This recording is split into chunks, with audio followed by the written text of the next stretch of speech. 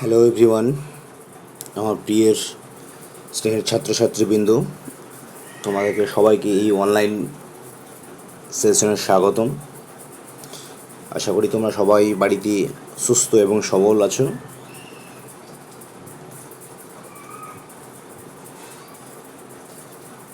আর ওইদিকে না গিয়ে আমরা চলে যাই এবার আমাদের সেলেশনের দিকে, যেটা আমরা আজকে আলোচনা করতে যাব। তার আগে বলি যে আমাদের যে ডিসকাশন পর্বটা অর্থাৎ আলোচনা পর্বটা চলছিল কোনটা সাবজেক্ট নিয়ে, সেটা হচ্ছে কি দ্য রেবেল পোয়েট নিয়ে। ইতিমধ্যেই আমরা দ্য রেবেল পোয়েটের অ্যাক্টিভিটি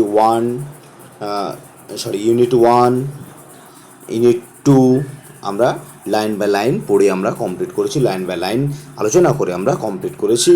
এবং তার সাথে সাথে ইউনিট 1 যে ছিল, সেই ইউনিট 1-এর যে অ্যাক্টিভিটিগুলো ছিল, সেই অ্যাক্টিভিটিগুলো আমরা সলভ করেছি।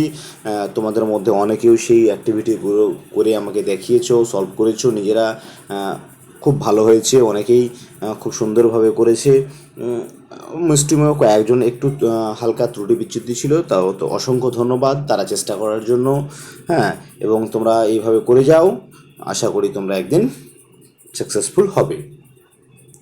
এবং যারা হয়তো এখনও পর্যন্ত বিভিন্ন প্রবলেমের জন্য করছো না, কারো হয়তো মোবাইলের প্রবলেম হতে পারে, কারো হয়তো নেটওয়ার্কের প্রবলেম হতে পারে, তারা তোমরা চেষ্টা করবে যাতে সেইগুলো বাড়িতে সলভ করে নেওয়ার। যদি আমাকে দেখানোর সম্ভাবনা নাও হয় ডিউ টু বিভিন্ন টেকনিক্যাল ইস্যুস, তবুও তোমরা বাড়িতে সেগুলোকে করে নেওয়ার চেষ্টা করবে। এবং যদি তোমার বাড়ির পাশে বন্ধুবান্ধব থাকে এবং তারা যদি এই অনলাইন ক্লাসের সঙ্গে যুক্ত থাকে, তাদের হেল্প নিয়ে তোমরা তোমাদের হোম টাস্কগুলো একটু কারেকশন করে নেবে। তো যাক, আজকে যেটা আমরা আলোচনা করব সেটা হচ্ছে ইউনিট 2-এর অ্যাক্টিভিটিগুলো সলভ করা হবে আজকে। তো যাওয়া যাক সে ইউনিট 2-এর অ্যাক্টিভিটি 3। ইতিমধ্যে আমরা ইউনিট 1-এ অ্যাক্টিভিটি 1, অ্যাক্টিভিটি 2টা আমরা কমপ্লিট করে ফেলেছি। এবার ইউনিট 2-এ অ্যাক্টিভিটি 3 দিয়ে স্টার্ট। অ্যাক্টিভিটি 3-তে আমাদের কি বলেছে দেখো, টিক দ্য রাইট অ্যান্সার। সঠিক উত্তরগুলোকে পাশে টিক দিতে হবে। বলছে আমি তোমাদের হেল্প করে দেবো, এখানে তোমাদের অ্যান্সারগুলো করতে হবে।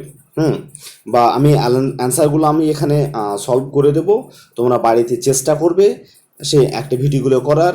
যদি না পারো তাহলে সেই আমার এই ভিডিওটার হেল্প নেবে, তাহলে অ্যান্সারগুলো কমপ্লিট হয়ে যাবে। প্রথমে কি বলেছে, his poems inspired the youth. তার যে কবিতা, অর্থাৎ কাজী নজরুল ইসলামের যে কবিতা, সে কবিতা তরুণ সমাজকে ইন্সপায়ার করেছিল, উদ্বুদ্ধ করেছিল, অনুপ্রাণিত করেছিল। কিসের জন্য?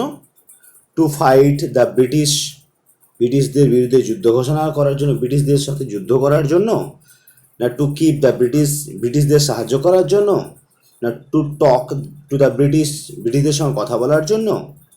তাহলে কোনটা হবে? আশা করি তোমরা উত্তরটা পেয়ে গেছো। উত্তরটা হবে কি? এ, ব্রিটিশদের সঙ্গে যুদ্ধ করার জন্য।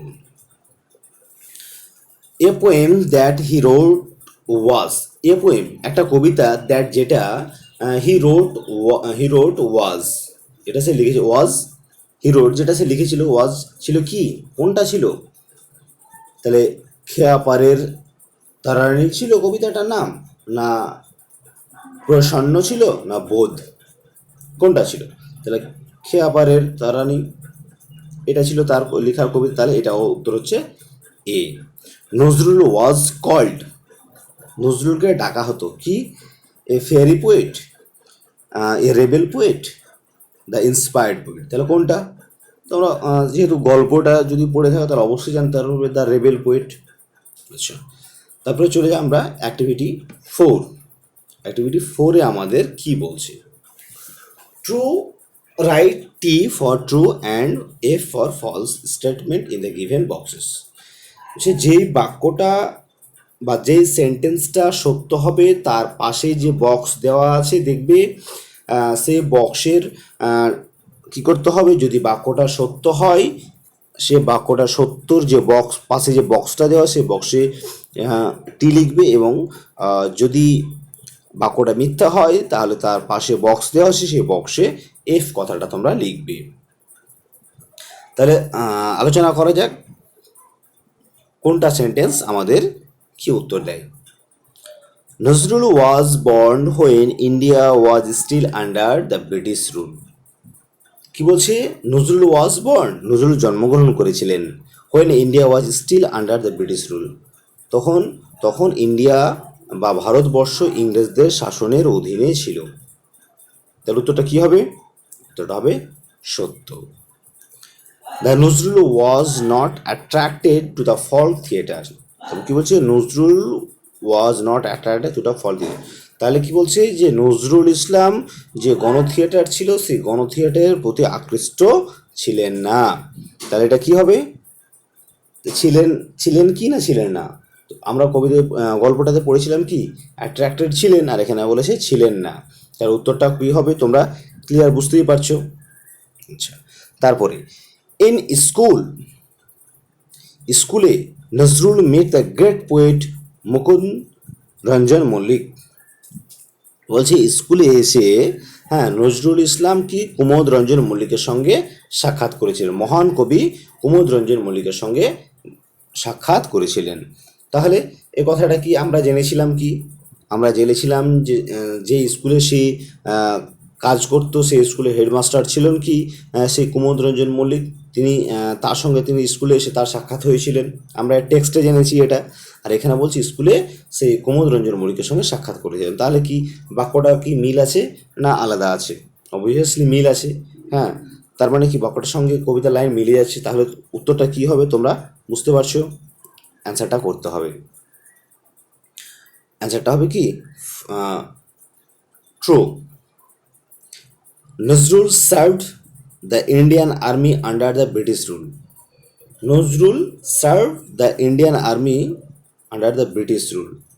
নজরুল সার্ভড, নজরুল কাজ করেছেন দ্য ইন্ডিয়ান আর্মিতে আন্ডার দ্য ব্রিটিশ রুল, সেই ব্রিটিশ শাসনের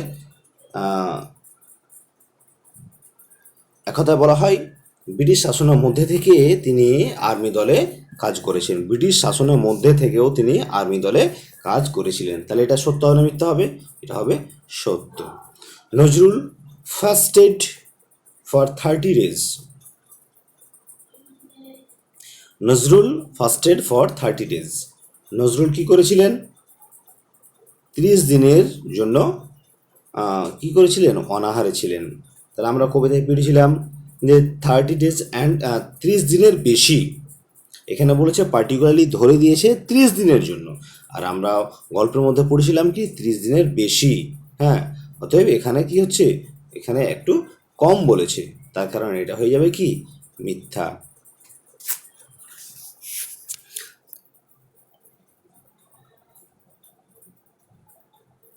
তাহলে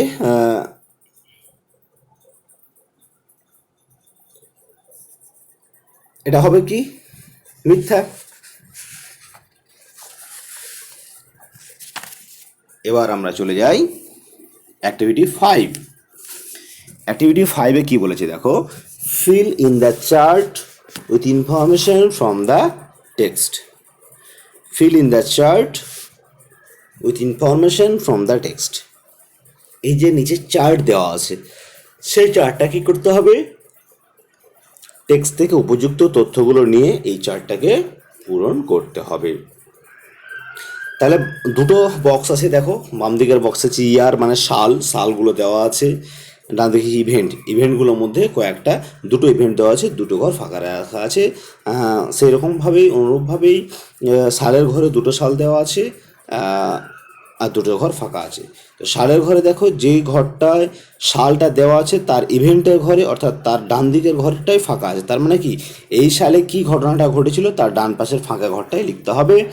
আর ইভেন্টের ঘর দেখো সেকেন্ড নম্বর কলামে ইভেন্ট দেওয়া আছে মানে ঘটনাটা দেওয়া আছে, এই ঘটনাটা কোন সালে ঘটেছিল তার বাম পাশে সালের ঘরে বসাতে হবে। এইরকম করে তোমাদের চারটা যে গ্যাপ দেওয়া আছে সেই চারটা গ্যাপে পূর্ণ করতে হয়। তো ফার্স্ট চলে যাই প্রথম ইয়ারের ঘরে 1910। তো 1910 অর্থাৎ 1910 খ্রিস্টাব্দে কী ঘটনা ঘটেছিল সেই ঘটনাটুকু আমাদের এখানে লিখতে হবে। তাই কি বলছে, নজরুল 1910 কী ঘটেছিল, নজরুল মেট দ্য রিভলিউশনারি, হ্যাঁ কী বলেছিল, 1910 খ্রিস্টাব্দে নজরুল মেট দ্য রিভলিউশনারি, অর্থাৎ বলতে পারো নিবারণ চন্দ্র ঘাতক। আমরা এই কথাটা এখনো কোথায় পেয়েছি দেখবে তোমরা, সেই ইউনিট 1-এর দিকে চলে যাবে। ইউনিট 1-এর দিকে এদিকে লাস্ট দিকে এই কথাটা লেখা আছে, in 1910 Nazrul met the revolutionary নিবারণ চন্দ্র ঘাতক। তাহলে ওই 1910-এর পরে নজরুল মেট দ্য রিভলিউশনারি নিবারণ চন্দ্র ঘাতক কথাটা তোমাদেরকে লিখে দিতে হবে।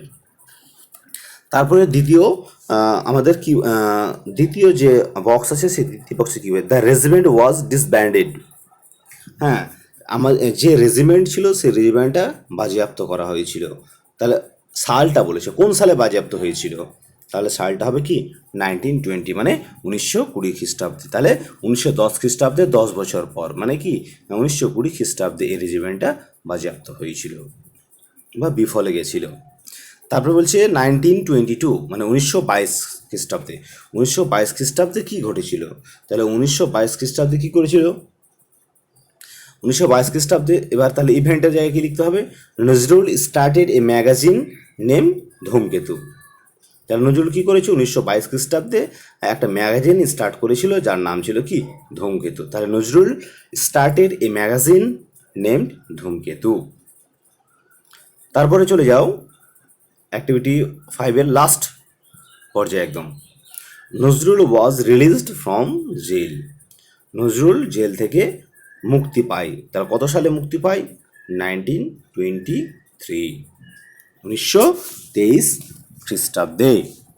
1923 খ্রিস্টাব্দে কী হয়, নজরুল ইসলাম জেল থেকে মুক্তি পায়। এবার আমরা চলে যাই অ্যাক্টিভিটি 6। অ্যাক্টিভিটি 6-এ চলে যাই। অ্যাক্টিভিটি 6-এ কী দেওয়া আছে বলছে, অ্যান্সার দ্য ফলোয়িং কোশ্চেন। নিচের যে প্রশ্নগুলো আছে সেই প্রশ্নগুলোর উত্তর দাও। Who inspired Nazrul to write poems.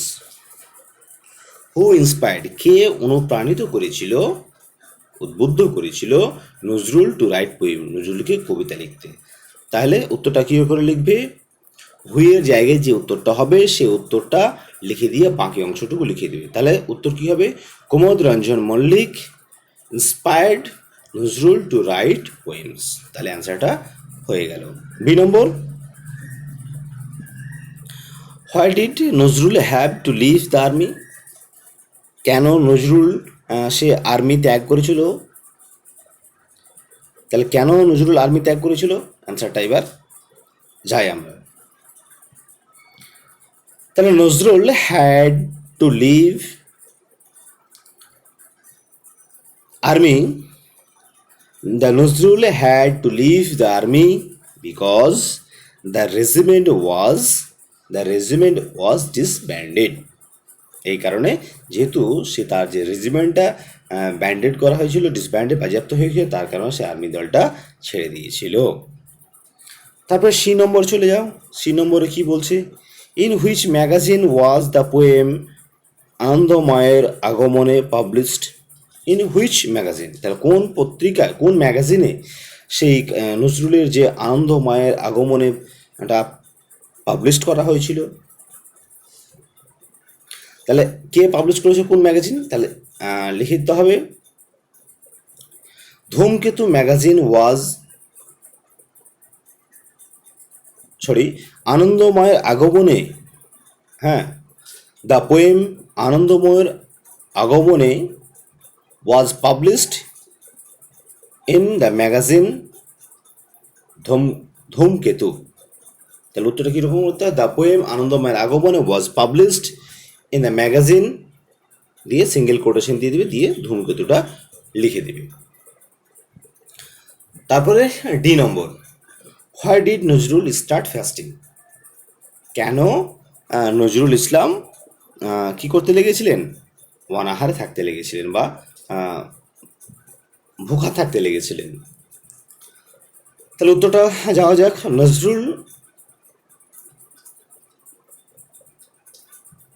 Nazrul started fasting two protest against the torture of British rule. তাহলে কি হবে? Nazrul started fasting two protest against the torture of British rule. এই হলো তোমাদের অ্যাক্টিভিটি 6। অ্যাক্টিভিটি 6 কমপ্লিট হলো। এবার আমরা চলে যাই অ্যাক্টিভিটি 7, তোমাদের লাস্ট যে লেসন অ্যাক্টিভিটি 7। অ্যাক্টিভিটি 7-এ দেখো, 7-এর এ, অ্যাক্টিভিটি 7-এর এতে কী বলা হয়েছে?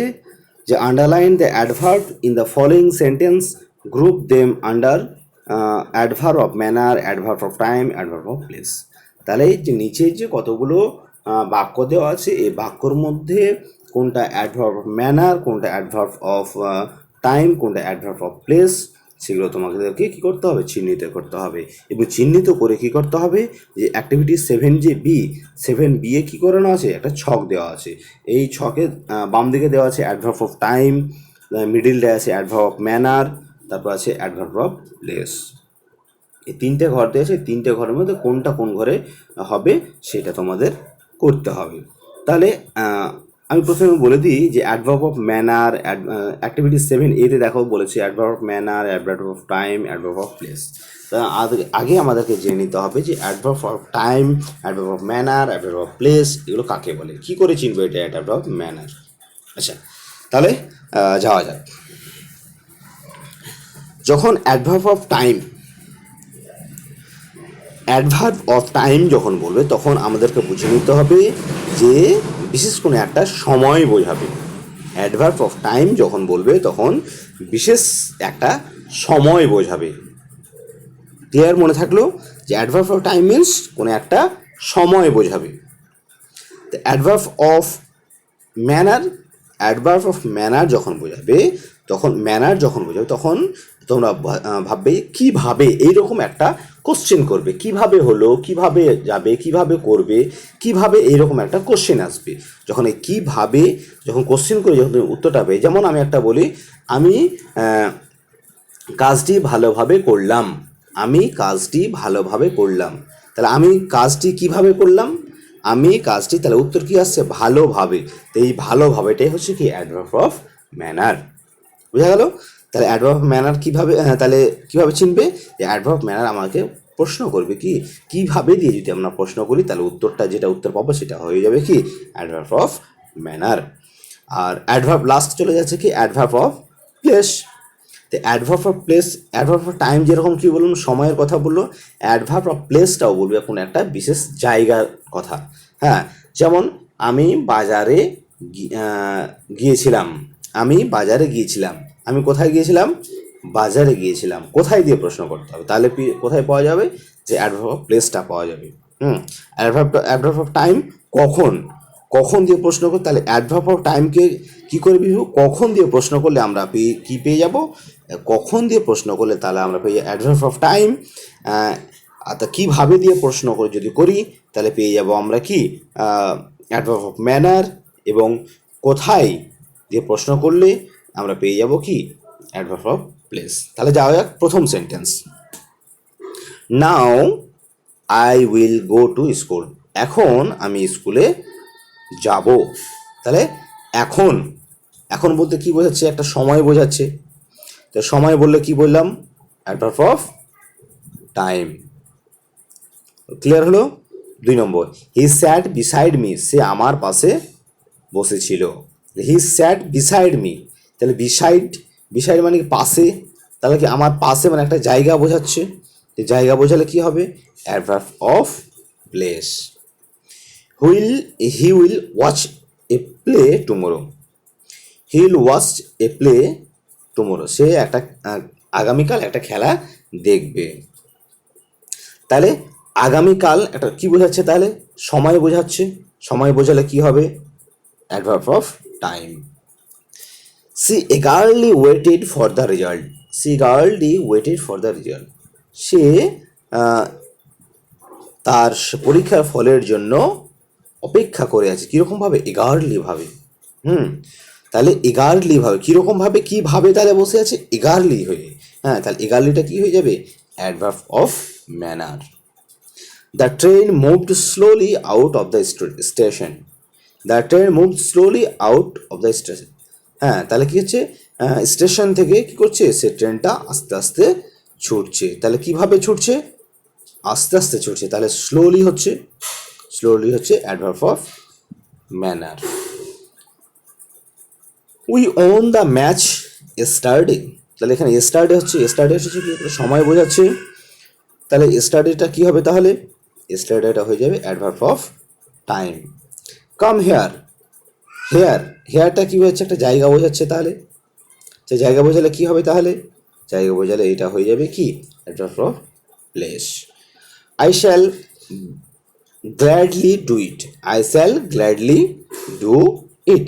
তাহলে এখানে কি হবে, গ্ল্যাডলি বলেছে, যে গ্ল্যাডলি মানে I shall gladly do it, আমি আনন্দের সহিত এটা করব। তো কীভাবে করব, আনন্দের সহিত। তাহলে গ্ল্যাডলিটা কি হয়ে যাবে, অ্যাডভার্ব অফ ম্যানার হয়ে যাবে। এভাবে আমাদের অ্যাক্টিভিটি 7B কমপ্লিট হলো। এরপর তোমাদের যে অ্যাক্টিভিটিগুলো আছে সেই রকমভাবে তোমাদের অ্যাক্টিভিটি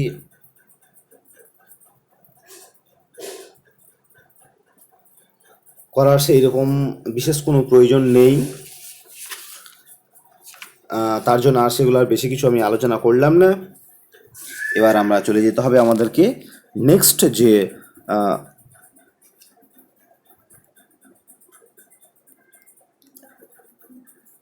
লেসন, সেই লেসনে তোমাদের আছে দ্য বিল্ডিং অফ রিমেম্বার্স। সেই বিল্ডিং অফ রিমেম্বার্সে তোমাদের এরপরের ক্লাসে সেটা নিয়ে আলোচনা করব।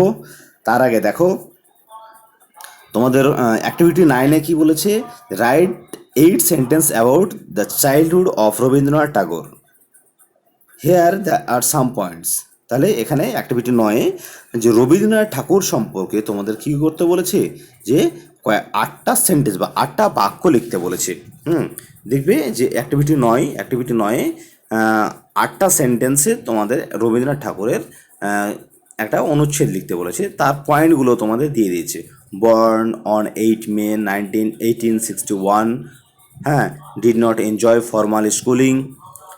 এই যে পয়েন্টগুলো দেওয়া আছে, এই পয়েন্টগুলো উপর নির্ভর করে 8টা সেন্টেন্সে তোমার লিখতে হবে। এটা হচ্ছে তোমাদের কি, বাড়ির হোমওয়ার্ক। হ্যাঁ, সেই বাড়ির হোমওয়ার্কের জন্য তোমাদের এটা করতে হবে, আর বাকি যেগুলো করলাম সেগুলোও করতে হবে, এবং এটাও তোমাদেরকে করতে হবে। তো ডিয়ার স্টুডেন্ট, আজকের মতো এই পর্যন্ত থাকলো। পরবর্তী ক্লাসের জন্য তোমরা একটু অপেক্ষা করো। পরবর্তী ক্লাস যে সময় তোমাদের আছে সেই সময় তোমাদের যথারীতি তোমরা পেয়ে যাবে বসে। ততক্ষণ পর্যন্ত তোমরা তোমাদের যে কাজগুলো দেওয়া হলো সেই কাজগুলো তোমরা বাড়িতে বসে বসে কমপ্লিট করো। ততক্ষণ পর্যন্ত good bye, have a nice day. বাড়িতে ভালো থাকো, সুস্থ থাকো এবং পড়াশোনা করে যেতে থাকো।